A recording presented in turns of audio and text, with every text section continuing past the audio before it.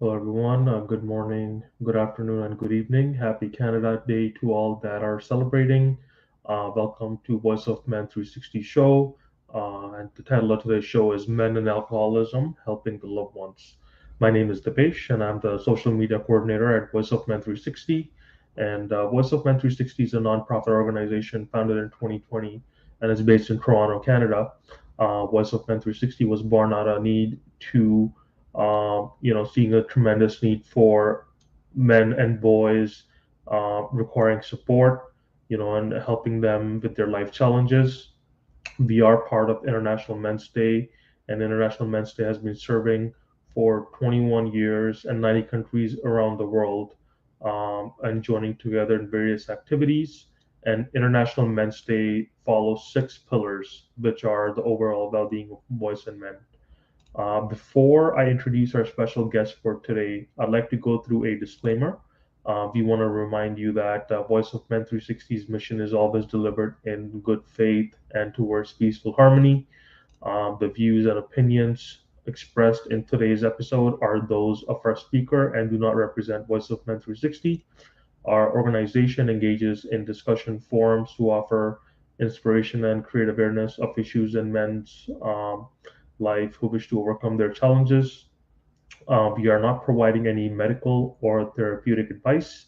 Should you require that assistance, you recommend you contact a medical professional immediately.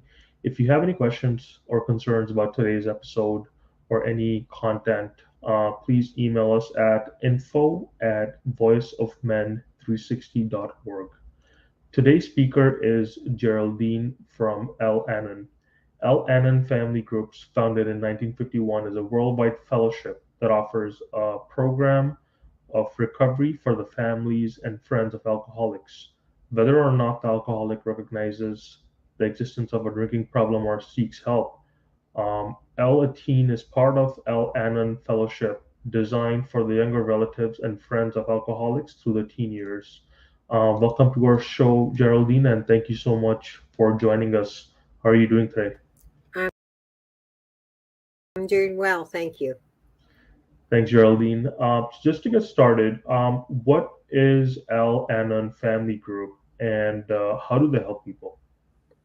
Okay, so Al-Anon is an Al-Anon family group, and it is a community resource. It's a nonprofit organization that provides support to anyone that is affected by someone else's drinking.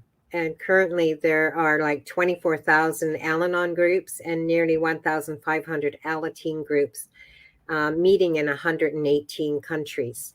So, Al-Anon, you can find out if you are have been affected by someone else's drinking, and that can be a child, a father, a mother, a spouse, a friend, any kind of relative.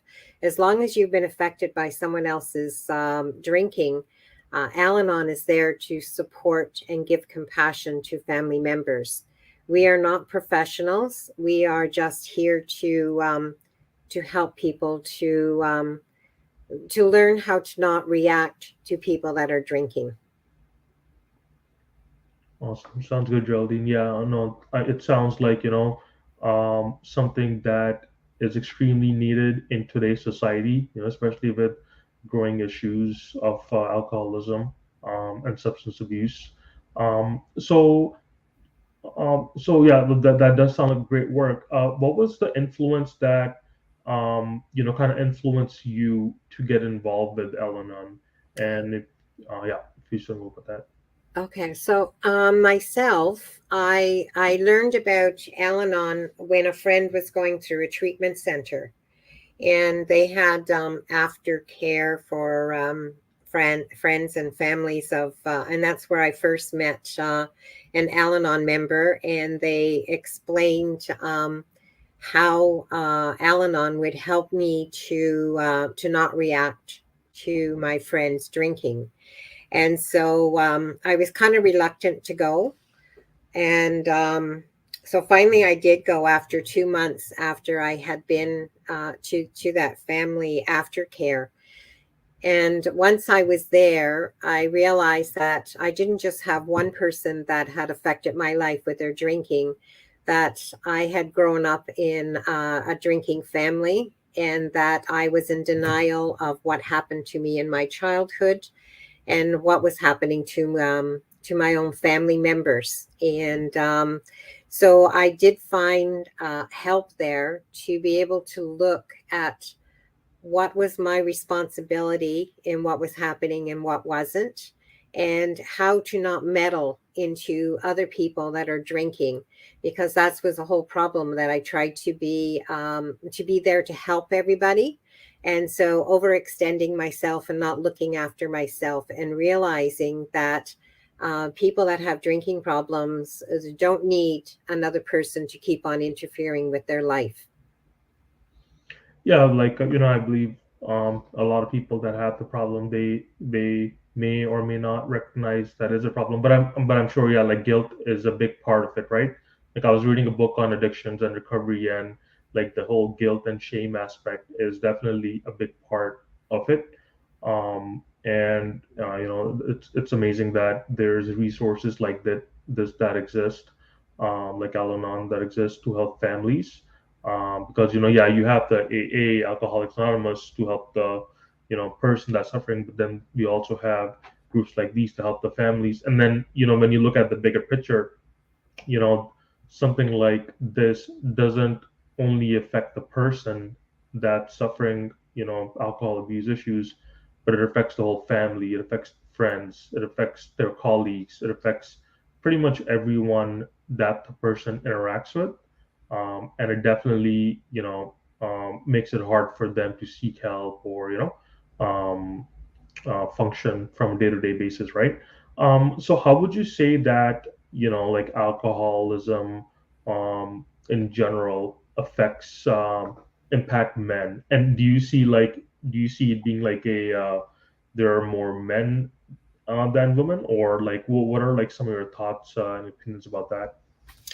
Well, first of all, the thing that I think that is the problem, when you look at the number of AA meetings there should be like at least one alcoholic affects at least 10 people in their Oh, wow. circle, at least 10. So you would think that there would be more Al-Anon meetings than there were AA meetings, but unfortunately there aren't. So Al-Anon people, I'm just speaking about myself, didn't think I had a problem because I was in control of everything. And so to the fact to actually look at myself and see I have a problem when another member is drinking, I didn't see I had that. So I think that that is one of the reasons why we don't have as many Al-Anon meetings as we should. And I think in my experience, I've been in Al-Anon since 1988.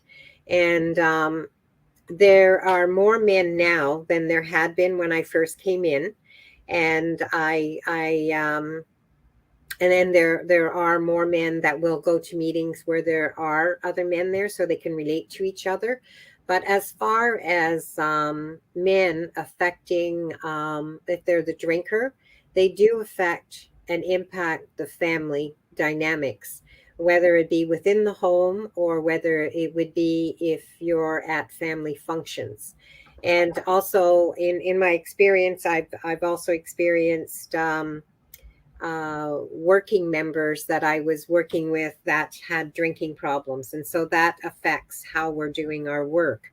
So men are everywhere that have a drinking problem, or they've been affected by someone else's drinking. And it does impact everything that we're doing, whether it be in the family life or in our work life. Yeah, and I can definitely imagine the impact it would have on children being raised in that kind of environment as well, right? And then that's definitely got to be traumatic for them as well, especially if they're young and going through something like that. So it's amazing that Al-Anon exists to help families and provide us that kind of moral support on how to deal with these kind of issues. What would you say that within the Al-Anon family groups? Um, what have been some of the barriers for men to seek help with their problem, or do you sometimes notice that in the family groups that there's even like a denial that a problem exists, or like what are some of the like barriers do you see from people from either seeking help, either the person that's in trouble or the family that's in the groups? Well, from my own experience, I see that a lot of times people bury their heads and they're in denial of what is actually going on around them. And and I think um, I lost my train of thought there, but I think that men, it's harder for them to accept that that that they've been affected by someone else's drinking, and I think that, like, just from watching my own brothers, one is in the program in AA and the other one isn't. And they both have the same isms, but one is in recovery and the other one isn't. So I think it's the stigma about it in the world that they don't want to admit that they're an alcoholic. And it's really sad because when I see families in recovery, so if you have a young teen that's between 12 and 20 in Alateen, and then one of their parents in Al-Anon and the other parent in AA, I find that when I hear them speaking, you hear that they're healing and that they're when they're with their recovery together, they're finding a better life. Well, sometimes if they're left on the side and one member is not going to a recovery program, whether it be an Alateen, AA, or Al-Anon, that there's still a lot of turmoil that's going on in there. And I think it's just a matter of denial, whether it be male or female. And it's sad. So the more that we can get the facts out that there are programs there for recovery, the better it will be.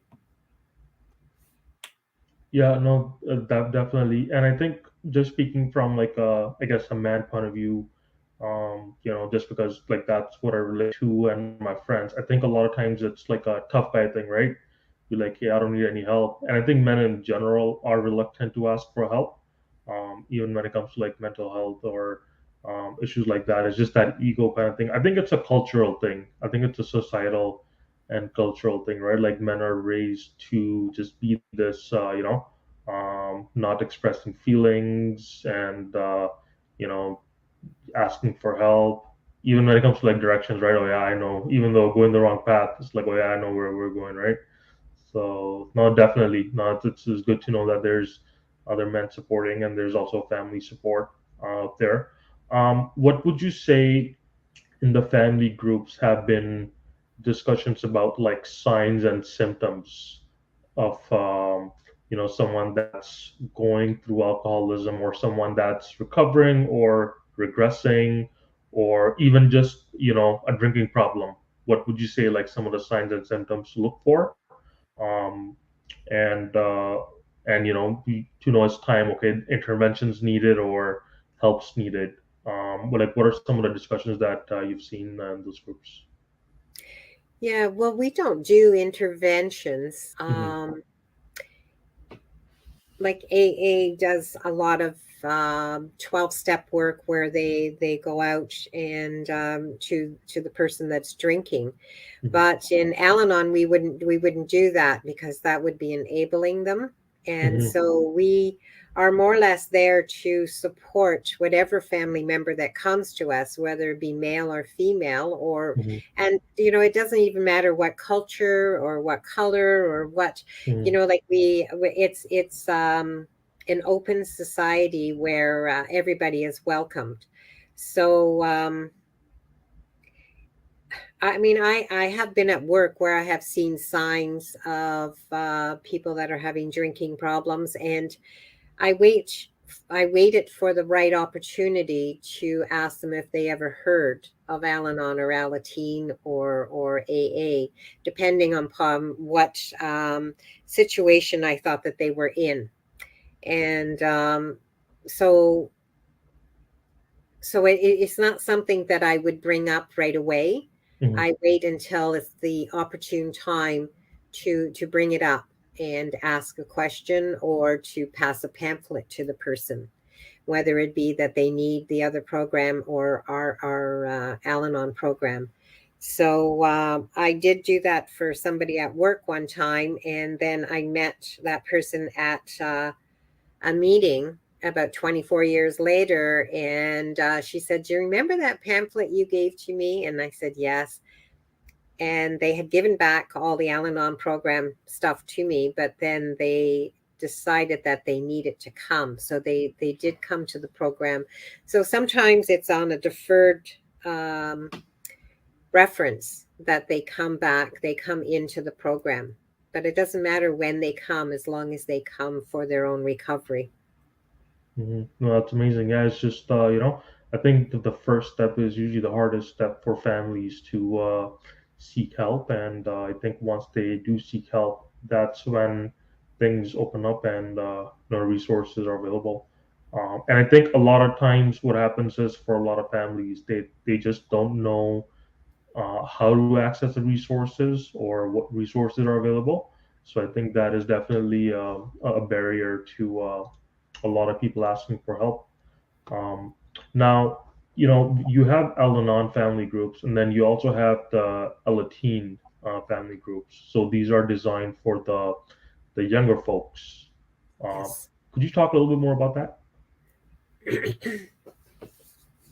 um, yeah, they the teens are between the ages of 12 and 20, and they usually I mean, I do know one member who actually went when their parent didn't want them to go, but their grandmother brought them to the Alateen program. And I just say kudos to that young person who knew where the help would be for them, as opposed to being afraid to go because their parent told them not to go. And so they, like it's there, but it's right now in Ontario, we don't have as many Alateens as we used to have Alateen meetings, Hmm. and that's because there are a lot of the sponsors that come. There has to be an Al-Anon sponsor, which could also be an AA member as well, and they have to be there. But they also have to have police checks, and Hmm. there's all certain things that they have to do in order to be there. And so prior to that, we didn't have those kind of checks.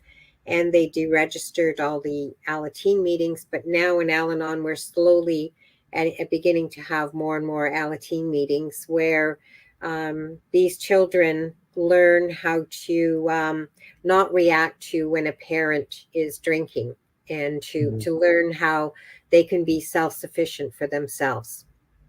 Gotcha. Yeah, no, that's so important because, yeah, I think reacting kind of just makes things worse, Yes. right? Especially if it's like a family situation and like fear of embarrassment and all these issues, right? So if for someone that is interested in joining Al-Anon, and just from your personal experience, um, like what are the topics that are discussed, and like what kind of support is offered? Like how was your experience when you first joined, and and over the time have you seen it evolve and change? And yeah, like how did you feel when you joined that group, and you saw all the support that was offered? Um, yeah, well, when I went to the first meeting that I went to, I realized that the people there had serenity and that they were much calmer than I was, and that I wanted that for myself. I didn't know how I was going to get it, because there are steps, and step one is that I'm powerless over alcohol and that my life had become unmanageable. So it was very hard for me to accept that step, and the step meaning that how could my life be unmanageable when it was the alcoholic that has a problem and not me? And so it took a long time for me to understand that, where that step comes from, that I am powerless over people, places, and things, and that I don't have to be in control of everything, and that so anyways, what happens is that even though I was at those meetings and I didn't want to be there, but I wanted to be there because I wanted that serenity that they had, but I didn't want to be there because I I I felt that I was never going to be able to fit in, because one of the things that they have is the spirituality in the steps and that, and I was spiritually bankrupt, and but I was glad that they taught us that we find our own spirit, whether it be a creator, whether it be we use the group. Where it's not a religious program; it's just a spiritual one, and we find our own spirituality. So it's for everyone. Um, Now I forgot what you asked me. Can you? Yeah, no, I was just asking about like your experience and like what Yeah. can someone that joins the group, what kind of support they can expect, and is it like peer support or is it like group support, um, kind of thing, or is it like one on one, or is it all three? Oh yeah, it's well, what happens is that it's in the group, and then each group they'll do like a step a month, tradition a month, or a topic, and so topics are that. But after the meet, like there's fellowship before and after the meeting. Hmm. So if there's somebody that's struggling or they need help, like even especially newcomers when they come in, that somebody will talk to them on a one-to-one basis and give them pieces of literature that they feel is going to help them, and especially a new kit, a beginner's kit. And also we give them the Al-Anon website and the phone numbers so that they can do some of their own research on looking on the website. So it would be like the one for Ontario South is Al-Anon, so it's AL-ANON dot ALATEEN dot ON dot CA. And when they go on to that particular website, that's just for Ontario South, and it would give them different brochures they could look at, what's happening, if there's any other meetings, and they can find meetings. And because during the pandemic, we started Zoom meetings. And so with the Zoom meetings, it gives people more opportunities, but prior to that, it was all in-person meetings. So gradually, some of them are opening up as in-person meetings, and you can find that on that particular website for Ontario South. And there will be meetings that will remain on Zoom after everybody goes into in-person, which gives opportunities for people that live in remote areas, or if the weather is bad, that they can still get in a meeting while they're stuck in the house. The other Al-Anon website is for the World Service Office, and that's www.al and then a dash ALON dot ALATEEN.org. And so that one also would have, if you were traveling, you could find another meeting in another country that you're going to visit, or a Zoom meeting that you would like to attend in another country.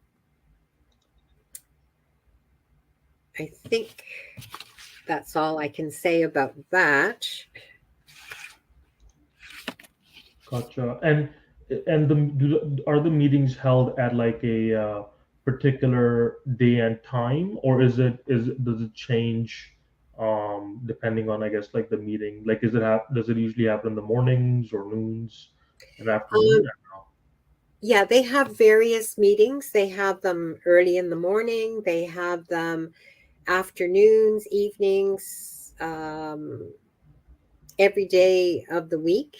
And So I myself, I attend an Al-Anon Zoom meeting in South Africa where they do the readings of our daily readers, and it's just a half-hour meeting, but we read that and then share what that reading is for that particular day, because we do have three daily readers for Al-Anon, and the first one is called One Day at a Time, and it's mostly for women who had been affected by their husbands drinking. And then we have Hope for Today, and that's a little bit about whether it be men or women that have been affected by somebody else's drinking. And then we have Hope for Today, and that would be there's all kinds of readings in there, but would be children that have been affected by someone else's drinking. And then there's two daily readers for AlAnon, and those readings are really good for the young people so that they're able to relate to it a little bit better than the Al-Anon material. Gotcha. And yeah, no, it's an amazing because it's, from I'm just looking at the website right now and there's like an app and then there's especially with COVID, you got like the online meetings, you got the in-person meetings and there's different meeting schedules here. So I definitely implore our audience to check out the website. And yeah, no, definitely, I do see, that something like this will offer hope to a lot of people, especially when it says you are no longer alone, right? And I think that's one of the things that someone would feel when they're experiencing a family member with alcoholism, the sense of isolation and the aloneness, right? It's like you don't want to like spill out your guts to the public, but then you have a support system where you have other people going through similar problems. Um, and so, for someone that is interested in joining Al-Anon and a team, is it just by going through the website? They just contact the organization? They can, whatever they see there, if they find that it's in a community center or a church in their area, they Hmm. just have to appear. Or even with the Zoom meetings, if the Zoom ID is there, they just go on. There is no regulations of joining of anything. Hmm. You will know yourself if you belong there. So. Gotcha, gotcha. Yeah, no, I do see that.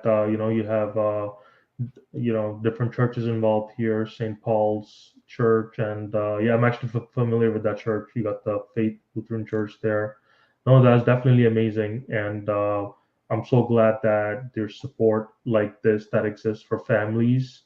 And I'm hoping that the word spreads out there for Al-Anon more, and we have more people joining, and getting all the support, and hopefully this problem gets reduced as time goes on.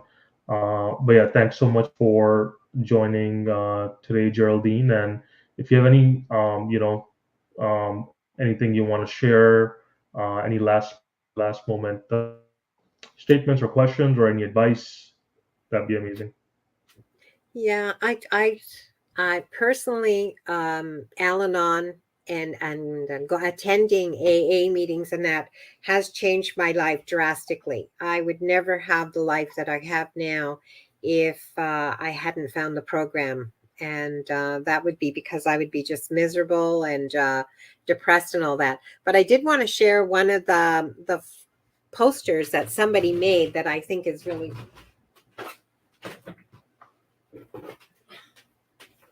So I don't know, and maybe I can Hmm. take a picture of that and send it to you. But Hmm. so what Oh it shows wow. is that all these things here are the things that we hide, right? So Hmm. we blame people for things. We Hmm. become silent. We're fearful. We're frustrated. There's chaos. There's sadness. There's worry. There's hopeless, and we're in pain or anger and resentment.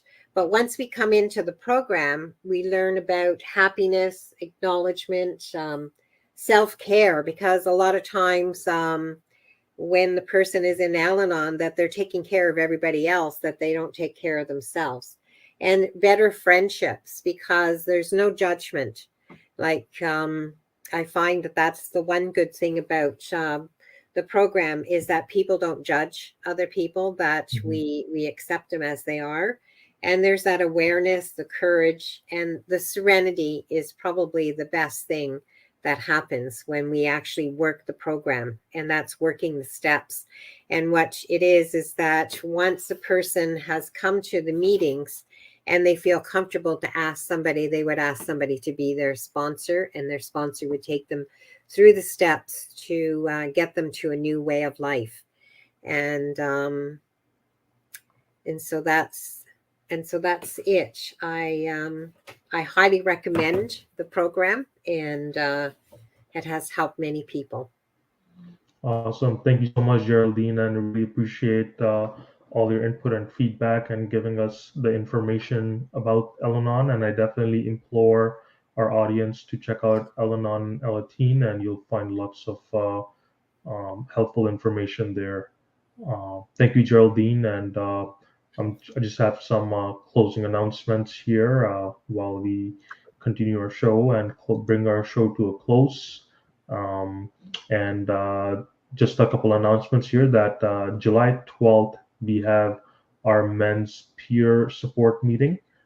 It is a meeting for men by men, providing peer support to discuss any ongoing issues and challenges that you may be struggling with. And another fun announcement is on the 24th of July, we have our Voice of Man 360 annual picnic. There's going to be food, there's going to be games, there's going to be entertainment, and feel free to bring your family and friends. And this is going to be on the 24th of July. And please check out Voice of Men 360 Facebook page and YouTube for more information about that. Again, there are no limitations with gender, age, nationality, or ethnic groups. All walks of life can participate in any of your events and shows. If you want to be a guest on any of our shows or willing to be part of our organization and help us directly or indirectly, please reach out to us. We would love to work with individuals, professionals, experts, community organizations, associations, corporations, and businesses. Phone number is 437-889-8329.